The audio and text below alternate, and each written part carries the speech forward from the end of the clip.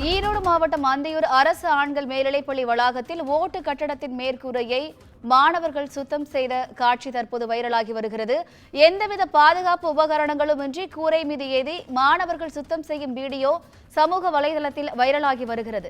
இந்நிலையில் சம்பந்தப்பட்ட ஆசிரியர்கள் மீது நடவடிக்கை எடுக்க சமூக ஆர்வலர்கள் கோரிக்கை விடுத்துள்ளனர். கூடுதல் விவரங்களை செய்தியாளர் மணிகண்டன் வழங்க கேட்கலாம். வணக்கம் மணிகண்டன், கூடுதல் விவரங்கள்.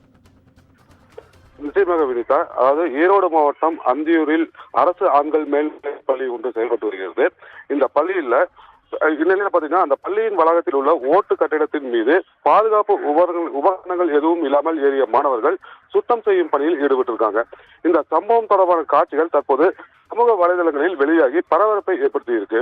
பள்ளிகளில் மேற்கொள்ளப்படும் எந்த ஒரு பணிக்கும் மாணவர்களை ஈடுபடுத்தக்கூடாது என அரசு உத்தரவிட்டுள்ள நிலையில் அந்தியூர் அரசு ஆண்கள் மேல்நிலைப் பள்ளியில் மாணவர்களை பாதுகாப்பற்ற முறையில் பணியில் ஈடுபடுத்திய ஆசிரியர்கள் மீது உரிய நடவடிக்கை எடுக்க வேண்டும் என கோரிக்கை எழுந்துள்ளது. விவரங்களுக்கு நன்றி மணிகண்டன்.